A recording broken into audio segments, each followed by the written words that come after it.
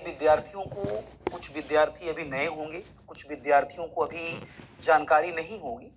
तो उन विद्यार्थियों के लिए मैं ये बता दूं कि बायजूस एग्जाम प्रेप आईएएस का यह जो एनसीईआरटी फंडामेंटल सीरीज है, यह पूर्णतः निःशुल्क है। इस सीरीज में एनसीईआरटी के प्रमुख जो अध्याय हैं, उन अध्यायों का चर्चा किया जाएगा। अलग-अलग एनसीईआरटी के चैप्टर का प्रमुख चैप्टर का चर्चा किया जाएगा। उसके बाद उसके पश्चात उससे कुछ प्रमुख चैप्टर होंगे, उससे संबंधित आपको रिवीजन के लिए समरीज दी जाएंगी। उसके पश्चात क्विज होगा। तो मैं एक पैटर्न बता देता हूं, इसका क्या पैटर्न है। देखिए, फ्राइडे को, सैटरडे को और संडे को लाइव क्लासेज होती है। फ्राइडे को क्विज का डिस्कशन होता है। सैटरडे और संडे को एनसीईआरटी के प्रमुख चैप्टर का लाइव क्लास होती है। सोमवार को और मंगलवार को एनसीईआरटी के प्रमुख चैप्टर के नोट्स आपको अपलोड किए जाते हैं, समरी अपलोड की जाती है आपके रिवीजन के लिए। बुधवार के दिन ऐप पर क्विज अपलोड किए जाते हैं ताकि आप उस क्विज के लिए प्रैक्टिस कर सकें, और वह जो क्विज होता है उसी का शुक्रवार को लाइव डिस्कशन किया जाता है। तो ये आप जानते रहिए, फिर से मैं रिपीट कर देता हूं। शुक्रवार को लाइव क्लास डिस्कशन क्विज पे होगा। शनिवार और रविवार को एनसीईआरटी के प्रमुख चैप्टर की लाइव क्लास होगी। सोमवार और मंगलवार को एनसीईआरटी के चैप्टर का समरीज अपलोड किया जाएगा आपके रिवीजन के लिए। बुधवार को क्विज अपलोड किया जाएगा आपके लिए। तो चलिए अब हम चर्चा स्टार्ट करते हैं, क्विज का डिस्कशन स्टार्ट करते हैं। देखिए, पहला प्रश्न आपके सामने है। एक पॉइंट और आपको बता दूं, ये क्विज की श्रृंखला की शुरुआत इसलिए की गई है ताकि आपको यह बताया जा सके यूपीएससी की प्रारंभिक परीक्षा में जब आप भाग लेंगे तो प्रश्नों को कैसे डील करना चाहिए, प्रश्नों को कैसे हल करना चाहिए, एलिमिनेशन मेथड क्या होता है, इसकी चर्चा आपके साथ की जाएगी। तो प्रश्न को एक बार पढ़िए। प्रश्न देखो, पूछा जा रहा है कि जोवियन और स्थलीय ग्रहों के बीच अंतर के संदर्भ में निम्नलिखित कथनों पर विचार कीजिए। दो ग्रह हैं, एक देखिए स्थलीय ग्रह है। स्थलीय ग्रहों को एक और नाम दिया जाता है, इसे आंतरिक ग्रह भी कहा जाता है, इसको टेरेस्ट्रियल प्लेनेट भी कहा जाता है, आंतरिक ग्रह भी कहा जाता है। ये जो जोवियन ग्रह है, जोवियन ग्रहों को वाह्य ग्रह भी कहा जाता है। देखिए, जब हम अपने सोलर सिस्टम की बातें करते हैं, सौर मंडल की बातें करते हैं, तो सौर मंडल के ग्रहों को दो वर्गों में वर्गीकृत किया गया है। एक आपका टेरेस्ट्रियल प्लेनेट या आंतरिक ग्रह, और दूसरा है जोवियन ग्रह, वाह्य ग्रह। इसी से संबंधित आपके प्रश्न है। तो पहले आप ये जानिए कि आंतरिक ग्रह और वाह्य ग्रह क्या होते हैं, उसके बाद पुनः हम इस प्रश्न पर आते हैं।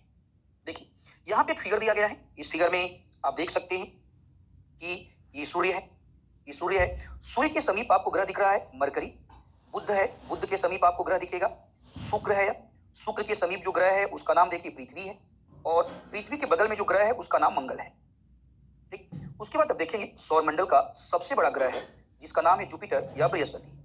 ठीक, उसके पश्चात बृहस्पति के बगल में आप देखिए आपको शनि मिलेगा, सैटर्न। सैटर्न के आप पास में देखिए आपको यूरेनस, अरुण मिलेगा, और यहाँ पे आपको नेपच्यून है, वरुण है। अब थोड़ा देखिए, ये जो चार ग्रह हैं जिसमें मरकरी है, बुध है, मरकरी या बुध है, शुक्र है, पृथ्वी और मंगल है, इस ग्रहों को नाम दिया गया है आंतरिक ग्रह का। समझिए, इन ग्रहों को नाम दिया गया है आंतरिक ग्रह का। और बृहस्पति के बाद के जो बृहस्पति और उसके बाद के जो ग्रह हैं जिनकी संख्या भी चार है, जो कि बड़े ग्रह हैं, इन ग्रहों को नाम दिया गया है वाह्य ग्रह या जेवियन प्लैनेट, वाह्य ग्रह या जोवियन प्लैनेट। अब बातों को समझिए कि आंतरिक ग्रहों की बातें करेंगे तो आंतरिक जो ग्रह हैं ये आकार में छोटे हैं। फिगर को आप देखेंगे तो आपको समझ में आएगा, आंतरिक जो ग्रह हैं ये आकार में छोटे हैं। वाह्य जो ग्रह हैं, वाह्य ग्रह आकार में बड़े हैं, ये आकार में बड़े हैं। इसी तरह वाह्य ग्रहों की बातें करेंगे तो वाह्य जो ग्रह हैं ये सूर्य से दूर हैं, सूर्य से ये दूर हैं, जबकि आंतरिक जो ग्रह हैं ये सूर्य के समीप हैं। समझिएगा, सूर्य के समीप हैं। आंतरिक जो ग्रह हैं, इन आंतरिक ग्रह को एक नाम दिया जाता है स्थलीय ग्रह। स्थलीय ग्रह यानी कि जो आंतरिक ग्रह है, आंतरिक ग्रह का जो सतह है वो ठोस स्थल का बना हुआ है, इसीलिए आंतरिक ग्रह को स्थलीय ग्रहों के नाम से भी जाना जाता है। ये जो वाह्य ग्रह है, वाह्य ग्रहों को नाम दिया जाता है कि ये गैसीय ग्रह है, अर्थात इनका जो आपका बाहरी सतह है वो पूरी तरह ठोस नहीं है, इसको गैसीय ग्रह कहा जाता है। अब प्रश्न ये उठा, समझिएगा, प्रश्न ये उठा कि आंतरिक जो ग्रह है ये आंतरिक ग्रह स्थलीय ग्रह के रूप में परिवर्तित क्यों हुए। देखिए, ये जो सूर्य है, सूर्य में सौर्य आंधियां चलती हैं। समझिए, सूर्य में सौर्य आंधियां चलती हैं या इसे सौर्य पौने कहते हैं। सौर्य पौने, वास्तव में देखिए सौर्य पौने जो होती हैं ये ऊर्जा का प्रवाह है। सौर्य पौने ऊर्जा का प्रवाह है। तो सूर्य से सौर्य आंधियां चलती हैं। जब सूर्य में कभी आपके सन स्पॉट्स की संख्या अधिक होती है तो सौर्य आंधियों का जन्म होता है। अब देखिए, आंतरिक जो ग्रह हैं ये आंतरिक ग्रह सूर्य के पास है, सूर्य के समीप है। तो सूर्य के समीप है, तो जब इन आंतरिक ग्रहों का और वाह्य ग्रहों का उत्पत्ति हुआ तो आंतरिक ग्रह हो चाहे वाह्य ग्रह हो, इनके चारों तरफ गैसों का आवरण था, गैसें थी। लेकिन चूंकि आंतरिक ग्रह सूर्य के समीप, ऐसे समझिए, मान लीजिए मैं सूर्य हूं और आप मेरे समीप हैं, तो तो मुझसे क्या हो रहा है, आंधियां चल रही हैं, तो मेरे आंधियों का प्रभाव आपके ऊपर पड़ेगा। तो आंतरिक जो ग्रह हैं, इन आंतरिक ग्रह पर आंधियों का प्रभाव पड़ा और आंधियों के प्रभाव के कारण जो गैसें थी उनको दूर हटा दिया गया, गैसें दूर हटा दी गई। इसके विपरीत जो बाह्य ग्रह है ये सूर्य से दूर है, सूर्य से दूर हैं, तो इनके ऊपर सौर आंधियों का प्रभाव बहुत ज्यादा नहीं पड़ा, तो इसलिए गैसों को दूर नहीं हटा पाए। साथ ही साथ आंतरिक ग्रह आकार में छोटे हैं, इनका जो है वह गुरुत्वाकर्षण शक्ति कम है, इनका गुरुत्वाकर्षण शक्ति कम है। अब समझिए, अगर गुरुत्वाकर्षण शक्ति कम होगा तो सिंपल सी बात है, गैसें क्या हो जाएंगी, छोड़कर चली जाएंगी, क्योंकि गैसों को बांधने के लिए मजबूत गुरुत्वाकर्षण शक्ति का होना चाहिए। अगर गुरुत्वाकर्षण शक्ति मजबूत नहीं है तो जो गैसें हैं वे गैसें क्या होंगी, उनको छोड़कर चली जाएंगी। इसके विपरीत जो वाह्य ग्रह हैं, इन वाह्य ग्रहों का गुरुत्वाकर्षण शक्ति आपका मजबूत है। अब गुरुत्वाकर्षण शक्ति मजबूत है तो गैसों को पास रखता है, वह गैसों को पास रखता है, वह गैसों को स्वतंत्र होने नहीं देता है। इसलिए आंतरिक जो ग्रह हैं वह आपका स्थलखंड के रूप में है और वाह्य जो ग्रह हैं वह गैसीय अवस्था में है। ये आंतरिक और वाह्य ग्रहों का अपना कॉन्सेप्ट, अपना सिद्धांत है। अब इतने डिस्कशन के बाद अब प्रश्नों को देखिए।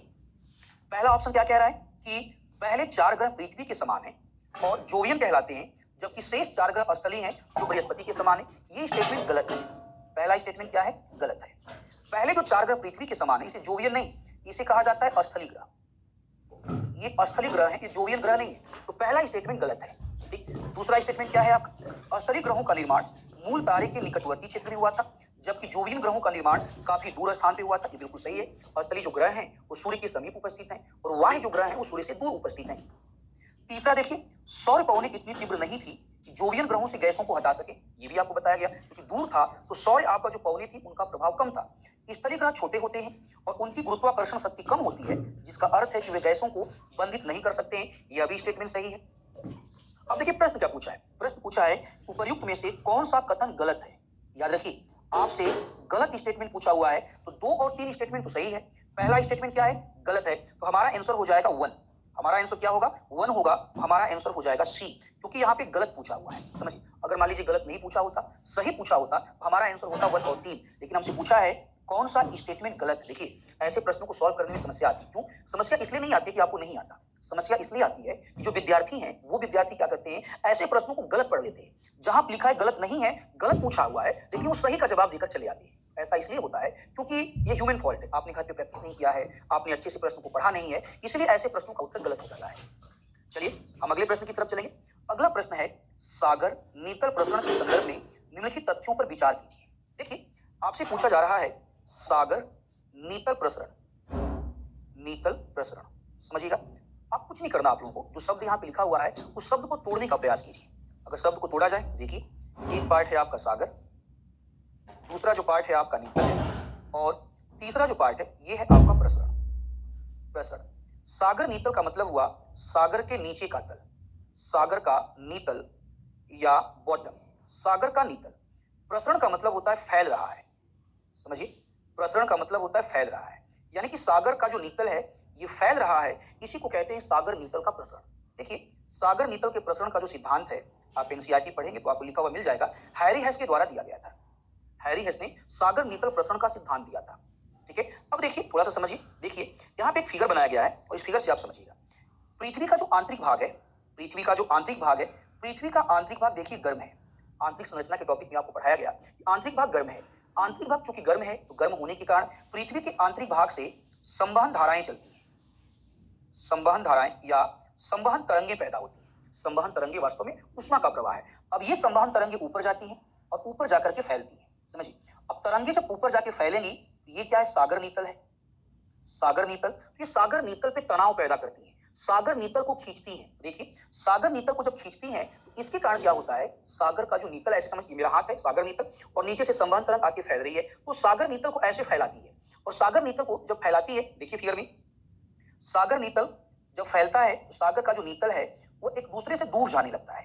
ये देखिए, सागर का नीतल ये दूर जाने लगता है, यहाँ से दूर जाने लगता है।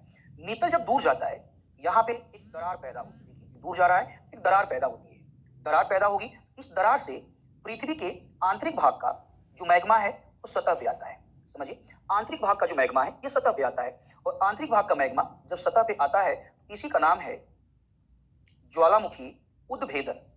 ज्वालामुखी उद्भेदन, अब समझिए, ज्वालामुखी उद्भेदन जब होता है, हम और आप जानते हैं, हमने एनसीईआरटी में पढ़ा हुआ है कि ज्वालामुखी उद्भेदन के कारण आंतरिक भाग का आंतरिक भाग का पिघला पदार्थ, समझेंगे, पिघला पदार्थ सतह पर आता है, और सतह पर आता है तो सतह पर ठंडा होता है, समझेंगे, सतह पर ठंडा होता है।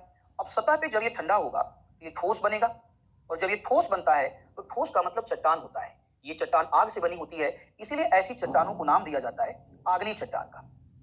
यानी कि सागर नीतल का जब प्रसरण होता है, समझिए, यहाँ पे देखिए मैग्मा बाहर आएगा, और मैग्मा जब बाहर आता है तो यहाँ पे क्या होता है, चट्टानों का जन्म होता है, नई चट्टानों का निर्माण होता है। याद रखिए, नई चट्टानों का निर्माण होता है, निर्माण होता है। अब चूंकि ये जो मैग्मा है ये पृथ्वी के आंतरिक भाग से बाहर आया है, नई चट्टानों का निर्माण होता है, तो हम जानते हैं कि हमारी जो पृथ्वी है, पृथ्वी के आंतरिक भाग में चुंबक उपस्थित है, जिसे हम भू चुंबकत्व कहते हैं, जियोमैग्नेटिज्म कहते हैं। तो ये जो नई चट्टान बनी होती है, समझिए, ये जो नई चट्टान बनी होती है, इस नई चट्टान में चुंबकीय शक्ति होती है या चुंबकीय गुण होते हैं, यानी कि चट्टान में चुंबक है। चुंबक अगर है, चुंबक का अपना ध्रुव होता है नॉर्थ एंड साउथ। मान लीजिए एक चुंबक का ध्रुव है नॉर्थ और साउथ। मान लीजिए यहाँ पे दूसरी चट्टान बनी, समझिए, दूसरी चट्टान बनी, तो दूसरी चट्टान में भी चुंबक होगा। लेकिन हम और आप जानते हैं कि चुंबक का जो विपरीत ध्रुव होता है वही एक दूसरे को आकर्षित करता है। मेरा हाथ एक चुंबक है, ये पेन दूसरा चुंबक है, दोनों अगर पास बैठे हैं, इसका मतलब दोनों के चुंबकीय ध्रुव विपरीत है। इसका एन और एस होगा, इसका एस और एन होगा। इसे कहा जाता है, समझिए, इसे कहा जाता है चुंबकीय ध्रुवों का व्युत्क्रमण या उत्क्रमण कहा जाता है, चुंबकीय ध्रुवों का उत्क्रमण कहा जाता है। अब देखिए, ये महासागर का नितल है, ये महासागर का नितल है। इस दरार से महासागर की नितल पर मैग्मा बाहर आ रहा है, इससे नई चट्टान बनती है, ठीक ना, इससे नई चट्टान बनती है। इसका मतलब ये हुआ कि जो महासागरीय क्रस्ट है, जो महासागर का नितल है, वहां पे मैग्मा के लगातार प्रवाह के कारण नई चट्टानों का निर्माण होता है, ठीक है। अब इस आधार पे इस प्रश्न को देखिए, इस आधार पे इस प्रश्न को देखिए। कह रहा है कि पहला आपका स्टेटमेंट, मध्य महासागरीय कटक में ज्वालामुखी विस्फोट एक सामान्य घटना है, और ये विस्फोट इस क्षेत्र में सतह पर अतिरिक्त मात्रा में लावा लाता है। बिल्कुल ठीक है। मध्य महासागरीय जो कटक है, समझिए, ये कहां बनता है, प्लेटों के दूर जाने के कारण, दूर या अपसारी गति के कारण। अभी आपने पढ़ा कि महासागर का नितल है, वहां से मैग्मा बाहर आता है, वही कटक का निर्माण करता है। तो पहला स्टेटमेंट सही है। दूसरा कह रहा है कि मध्य महासागरीय कटक के करीब, मध्य महासागरीय कटक का मतलब क्या हुआ, दरार, जहां पे दरार बनी हुई है वहीं पे कटक बनता है। तो दरार के करीब चट्टानों में ध्रुवता होती है और सबसे युवा, ये भी ठीक है। दरार के सहारे जो चट्टानें होती है वो नई चट्टानें होती है। तीसरा कह रहा है कि महासागरीय भूपटपटी चट्टानें महाद्वीपीय चट्टानों की तुलना में युवा है। बिल्कुल युवा है, क्योंकि महासागर के नितल पर आज भी नई चट्टानों का निर्माण हो रहा है। इसका मतलब महासागर का जो भूपटपटी है, जो क्रस्ट है, वो महासागर महाद्वीप की तुलना में नया है। इस प्रकार देखिए यहाँ पे तो तीनों स्टेटमेंट सही है। आंसर हो जाएगा यहाँ पे सी। आगे बढ़ते हैं। कह रहे हैं निम्नलिखित कथनों पर विचार कीजिए, ठीक है। मुझे उम्मीद है कि जिन विद्यार्थियों ने मेरी पहली क्लास एनसीईआरटी की होगी वो ये प्रश्न आसानी से हल कर पाएंगे, और जिन विद्यार्थियों ने एनसीईआरटी के भूगोल की पहली कक्षा नहीं की है, उन विद्यार्थियों से एक अनुरोध है, वे विद्यार्थी ऐप पे जाएं। एनसीईआरटी की पहली कक्षा वहीं पे पड़ी हुई है, निःशुल्क है, जाकर के एक बार उसको देखें, ठीक। देखिए, पहला स्टेटमेंट क्या है, जिन क्षेत्रों में भूकंपी तरंगें अभिलेखित नहीं होती हैं उन्हें छाया क्षेत्र कहा जाता है। अभिलेखित का मतलब होता है रिकॉर्ड नहीं की जाती है, रिकॉर्ड नहीं की जाती है, की जाती है। अभिलेखित का मतलब होता है जहां पर नहीं पहुंचती है, जहां पर समझो नहीं पहुंचती है। याद रखिए, इस पूरे लाइन को मैंने क्या किया, एक सिंपल लाइन में तोड़ दिया। याद कीजिए, आपको बताया गया था भूकंप जब आता है तो भूकंप के कारण तीन तरंगे पैदा होती है, पी तरंगे, एस तरंगे और एल तरंगे। तीन तरंगे पैदा होती है। ये पी और एस जो तरंगे हैं ये आंतरिक भाग में गति करती है, आंतरिक भाग में गति करती है, आपको बताया गया है। और एल जो तरंगे हैं ये सतह पर गति करती हैं, सतह पर गति करती हैं। अब समझिए, पी और एस जो तरंगे हैं, पी और एस जो तरंगे हैं ये अलग, आप समझो, पी और एस जो तरंगे हैं, इन तरंगों में क्या होता क्या है, घनत्व में परिवर्तन के कारण, समझिए, घनत्व में परिवर्तन के कारण कारण इनके मार्ग में परिवर्तन होता है, मार्ग में परिवर्तन। चूंकि घनत्व में परिवर्तन के कारण इनके मार्ग में परिवर्तन होता है, इसीलिए याद कीजिए, आपको बताया था कि कुछ लोग लाइन में खड़े हैं, मैं प्रसाद लेके जा रहा हूं और मुड़ जाता हूं तो सबको नहीं मिल पाएगा। याद कीजिए, फिर से बता दूं, जिन बच्चों ने क्लास नहीं देखा है जाकर के क्लास को देखिए। इनके मार्ग में परिवर्तन होता है और छाया क्षेत्र बनता है, छाया क्षेत्र बनता है। देखिए वास्तव में है क्या, अगर हम छाया क्षेत्र की बातें करें, आपका यहाँ पे देखिए, ये जो छाया क्षेत्र है ये पी तरंगों का छाया क्षेत्र है। ये देखो, ये पी तरंगों का छाया क्षेत्र है। वैसे ही एस तरंगों का छाया क्षेत्र होता है। अगर हम बातें करें तो पी तरंग का छाया क्षेत्र, छाया क्षेत्र की तुलना में एस तरंग का छाया क्षेत्र, एस तरंग का छाया क्षेत्र ज्यादा विस्तृत होता है। याद रखेंगे, ज्यादा विस्तृत होता है। इस आधार पे इसका आंसर निकालिए। तो पहला कह रहा है कि जिन क्षेत्रों में भूकंपी तरंगें नहीं पहुंच पाती उन्हें छाया क्षेत्र कहा जाता है। बिल्कुल ठीक है। पी तरंगे और एस तरंगों के लिए छाया क्षेत्र समान है, गलत है। पी तरंगों की छाया क्षेत्र की तुलना में एस तरंगों का छाया क्षेत्र ज्यादा विस्तृत है। तो स्टेटमेंट दो गलत है, यहाँ पे आंसर हो जाएगा ए। आगे बढ़ते हैं, यहाँ पे लिस्ट ए और लिस्ट बी दिया हुआ है। लिस्ट ए में देखो लिखा हुआ है टी लाइट। टी लाइट क्या होता है ये जानिए। टी लाइट को हम बोलते हैं हिमनदीय निक्षेप कहते हैं, हिमनदीय निक्षेप। यानी कि जिन क्षेत्रों में बर्फ होती है, हिम होता है, बर्फ देखिए स्पेशली ग्लेशियर कह सकते हैं, जिन क्षेत्रों में ग्लेशियर होता है, हिम होती है, तो ग्लेशियर के कारण जब अपरदन होता है, इस अपरदन के पश्चात जो मिट्टी बनती है, अवसाद होते हैं, ग्लेशियर जब उसको जमा करता है ठंडे प्रदेशों में, जब वो जमा होता है उसी को टिलाइट निक्षेप कहते हैं। दूसरा देखिए लैकोलिथ है। लैकोलिथ क्या है, ये आंतरिक भाग में बनता है, ये आंतरिक भाग में बनता है। एक फिगर दिखा रहा हूं, देखिए ये देखिए, ये लैकोलिथ है, ये पृथ्वी के आंतरिक भाग में, समझिए ये पृथ्वी के आंतरिक भाग में निर्मित होता है लैकोलिथ। तो लैकोलिथ कैसा कैसा दिख रहा है, देखिए ये गुंबद के आकार का दिख रहा है। इसका निर्माण कैसे होता है, ज्वालामुखी से। इसका निर्माण होता है ज्वालामुखी विस्फोट से, विस्फोट से। आप एनसीईआरटी पढ़ेंगे तो ज्वालामुखी के द्वारा बनाई गई स्थलाकृतियां पढ़ेंगे, उसमें लैकोलिथ आता है। तो तीसरा क्या है, मिश्रित ज्वालामुखी। देखिए मिश्रित ज्वालामुखी की बातें जब करें, मिश्रित ज्वालामुखी देखिए होता क्या है, मान लीजिए पृथ्वी के सतह पे ज्वालामुखी का विस्फोट हुआ। हम जानते हैं कि ज्वालामुखी का जब विस्फोट होता है तो ज्वालामुखी के विस्फोट के कारण मैग्मा निकलता है, राख निकलता है, कंकड़ और पत्थर निकलता है। तो जब मैग्मा, राख और कंकड़ और पत्थर, देखिए कंकड़ और पत्थर, मान लीजिए यहाँ पे ये कंकड़ पत्थर है आपका, यहाँ पे मान लीजिए ये मैग्मा है और यहाँ पे राख है, ये मान लीजिए राख हुआ। यानी कि जब कभी ज्वालामुखी से निकलने वाले पदार्थ मैग्मा, उसके बाद राख और उसके बाद कंकड़ पत्थर अलग अलग परतों में जमा हो जाते हैं, और अलग अलग परतों में जमा होने के बाद आपका ज्वालामुखी का निर्माण करते हैं। देखिए ये देखने में शंकु के समान है, ये शंकु के समान, इसलिए इसे आपका मिश्रित शंकु भी कहा जाता है, मिश्रित शंकु भी कहा जाता है। अगला है प्लूटोनिक चट्टानें। प्लूटोनिक चट्टानों का मतलब हुआ सतह के नीचे, सतह के नीचे निर्मित चट्टानें, निर्मित चट्टानें। देखिए वास्तव में क्या है, ज्वालामुखी का जब उद्गार होता है, उसके उद्गार के कारण मैग्मा सतह पे आता है, तो चट्टानों का निर्माण सतह पे होता है। ऐसी चट्टानों को वाह्य चट्टानें कहते हैं। लेकिन जिन क्षेत्रों में स्थल मोटा होता है, स्थल मजबूत होता है, उन क्षेत्रों में मैग्मा सतह को तोड़ नहीं पाता है, तो सतह के नीचे ही वो ठंडा हो जाता है। तो सतह के नीचे क्या होता है, चट्टानें बनती हैं। ऐसे ही चट्टानों को प्लूटोनिक चट्टानें कहते हैं। अब देखिए इसे अरेंज कीजिए, तो ये हो जाएगा यहाँ पे, देखिए टिलाइट, हिमनदों के निक्षेप से निर्मित अवसारी चट्टानें। उसके बाद देखिए लैकोलिथ। लैकोलिथ क्या है, विशाल गुंबदाकार अंतर्भेदी निकाय। मिश्रित ज्वालामुखी क्या है आपका, मिश्रित ज्वालामुखी ये हो गया ठंडा उद्गार और बेसाल्ट की तुलना में अधिक चिपचिपा। प्लूटोनिक का मतलब क्या हुआ, भूपर्पटी में लावा का ठंडा होना। ये इसका आंसर होगा। तो आप देख लीजिए, वन का ए, मान लीजिए इसे हमने ए बोला, ये बी है, ये सी है, ये डी है। तो ए का क्या होगा, ए का देखिए क्या है, 3 है, तो ढूंढिए ए का 3 ये है, ए का 3 ये है। बी का देखिए यहाँ पे क्या है, बी का 4 है, तो बी में देखिए आपका 4 है, ए का 3, बी का 4। सी का देखिए क्या है, सी का समझो 2 है, और डी का क्या है, 1 है। ये इसका आंसर हो जाएगा। ठीक है, ये इसका आंसर हो जाएगा। यहां से हम आगे बढ़ते हैं, यहां से आगे बढ़ते अगला प्रश्न है, निम्नलिखित कथनों में से कौन सा बृहत संचलन की प्रक्रिया पर लागू होता है। देखो एक शब्द है यहाँ पे, बृहत संचलन।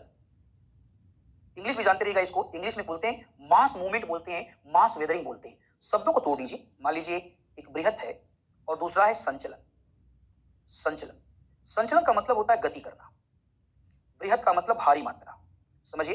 तो भारी मात्रा में कीचड़ हुआ, समझो भारी मात्रा में कीचड़ हुआ, भारी मात्रा में अवसाद हुआ। ये भारी मात्रा में कीचड़ और अवसाद ये जब नीचे की तरफ गति करता है, नीचे की तरफ ये गति करता है, जब ये नीचे की तरफ गति करता है तो इसी को बृहत संचलन कहा जाता है, इसी को बृहत संचलन कहा जाता है। मान लीजिए कोई ऊंची भूमि है, बारिश हुआ, बारिश के कारण भारी मात्रा में जो मिट्टी है वह गीली हो गई और गीली मिट्टी नीचे की तरफ सरकने लगी, गीली मिट्टी नीचे की तरफ आपका सरकने लगी, ठीक है, उसे हम बोलते हैं बृहत संचलन। इसका मतलब ये हुआ, अब देखो अगर कोई चीज नीचे की तरफ सरक रही है तो इसका कारण क्या होगा, तो आप जानते हैं इसका कारण होता है गुरुत्व, गुरुत्व होता है। गुरुत्व के कारण क्या होता है, मान लीजिए कोई ऊंचा स्थान है, वहां पे बारिश हुआ, मिट्टी बहुत गीली हो चुकी है, तो गुरुत्व के कारण वह जो मिट्टी है वो नीचे सरकने लगती है, उसी को नाम दिया जाता है बृहत संचलन का। इसका सीधा सा तात्पर्य हुआ कि बृहत संचलन में गुरुत्व की भूमिका ज्यादा होती है, ठीक है। तो पहला स्टेटमेंट देखिए क्या लिखा हुआ है, बृहत संचलन अपक्षय के अंतर्गत नहीं आता, बिल्कुल ठीक है। जब हम अपक्षय की बातें करते हैं, देखिए जब हम अपक्षय की बातें करते हैं, अपक्षय का मतलब होता है चट्टानों का टूटना फूटना, अपक्षय का मतलब होता है चट्टानों का टूटना फूटना। अपक्षय में चट्टानों के टूटने फूटने के बाद जो अवसाद बनता है उसका स्थानांतरण नहीं होता है, केवल चट्टानों के टूटने फूटने की बात होती है। तो मास जो विदरिंग है वह समझो बृहत संचलन के अंतर्गत नहीं आता। तो पहला स्टेटमेंट सही है, करेक्ट। दृढ़ असंबद्ध पदार्थ, अब देखिए असंबद्ध पदार्थ का मतलब क्या है, असंबद्ध पदार्थ, असंबद्ध पदार्थ का मतलब होता है कमजोर पदार्थ, असंबद्ध पदार्थ का मतलब हुआ कमजोर पदार्थ, टूटे हुए पदार्थ। बृहद संचलन का समर्थन करते नहीं, बृहद संचलन का समर्थन गुरुत्व करता है, याद रखिएगा। बृहद संचलन का समर्थन कौन करता है? गुरुत्व करता है। गुरुत्व के कारण, ग्रेविटी के कारण जो मिट्टी है वो नीचे की तरफ सरकती है। दूसरा स्टेटमेंट क्या हुआ? गलत हुआ। तीसरा, भूस्खलन अपेक्षाकृत तीव्र एवं अवगम्य संचलन, बिल्कुल ठीक है। जब भी भूस्खलन होता है तो भूस्खलन में अचानक से चट्टानें टूट करके तेजी से नीचे धंस जाती है। भूस्खलन में चट्टानें अचानक से टूट करके नीचे की तरफ धंस जाती है, इसका मतलब भूस्खलन में तीव्र मूवमेंट होता है, ये सही है। ठीक है, 1 और 3, तो आंसर देखिए 1 और 3 होगा, 1 और 3।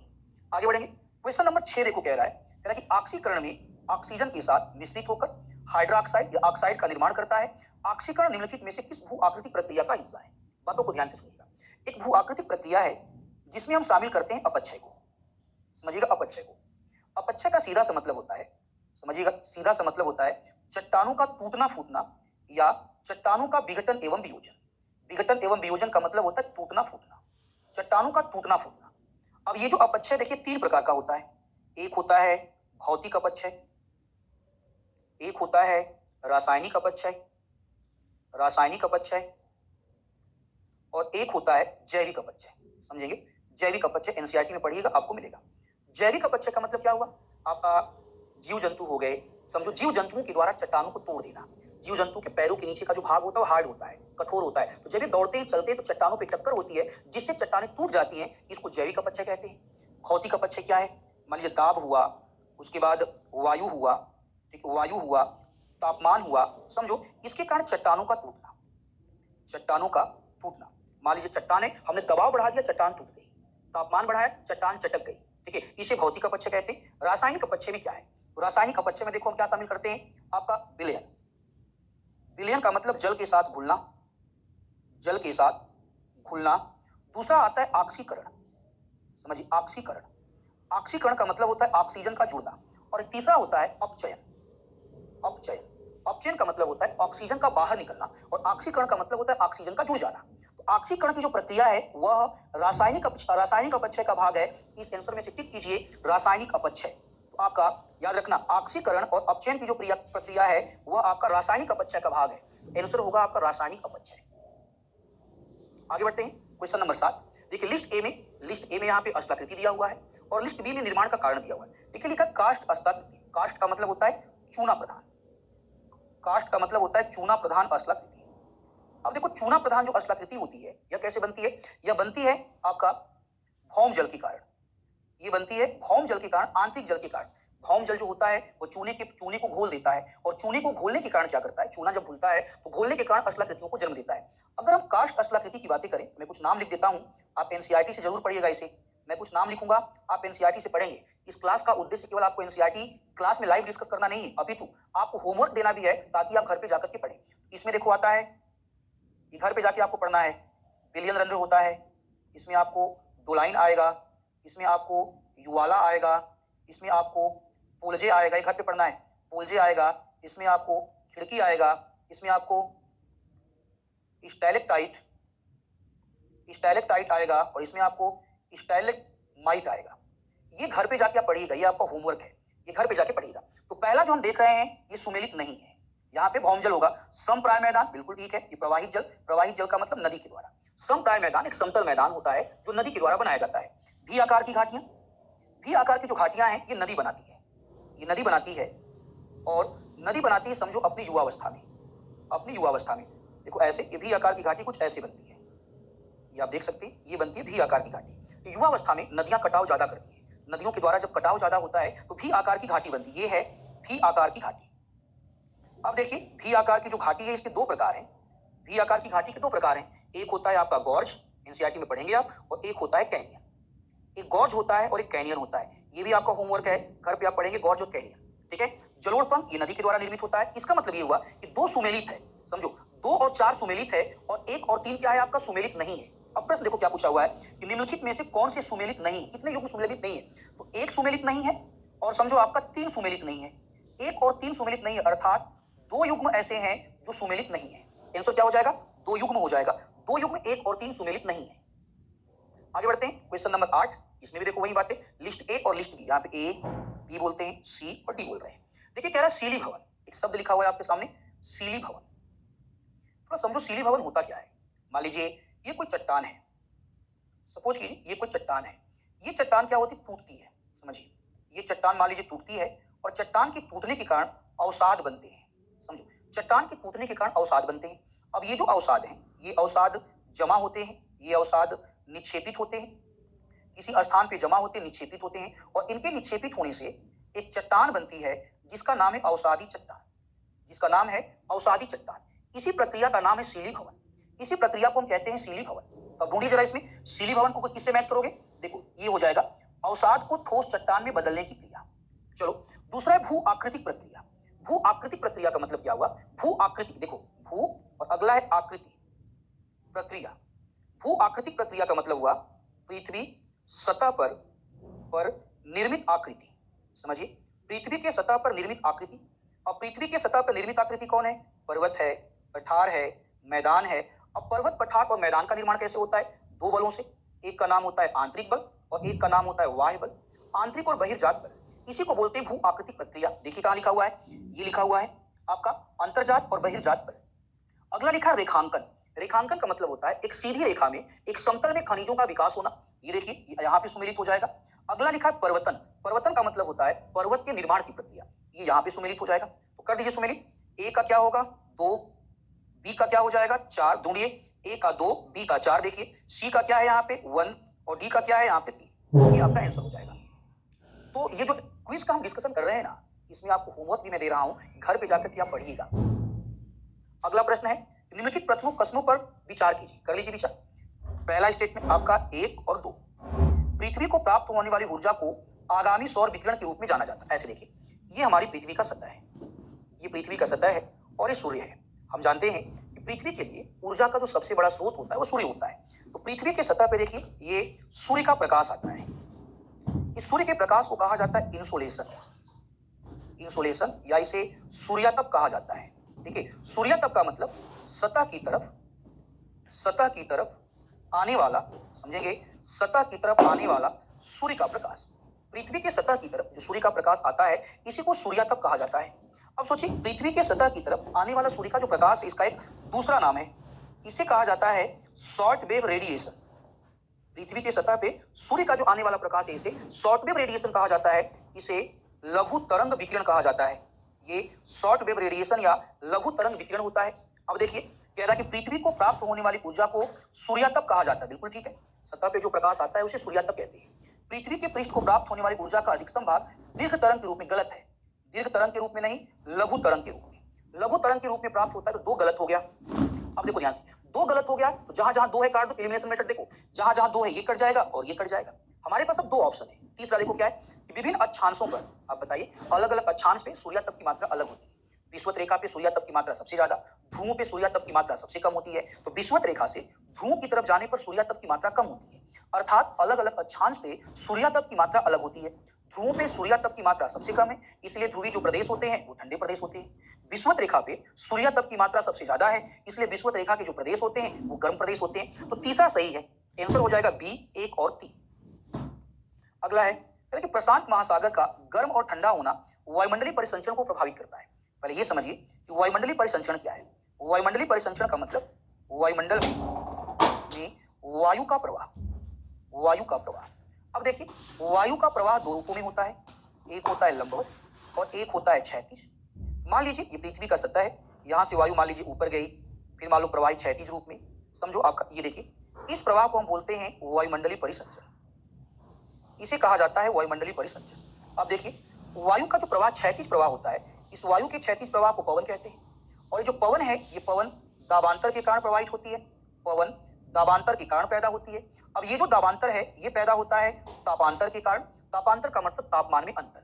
अब बताओ प्रशांत महासागर अगर गर्म होगा तो तापमान ज्यादा हो जाएगा, ठंडा होगा तो तापमान कम हो जाएगा। तो तापमान ज्यादा होगा तो सिंपल सी बात है आपका तापमान कम होगा तो तापांतर पैदा होगा, और इस तापांतर के परिणाम स्वरूप वायुमंडलीय परिसंचरण प्रभावित होता है।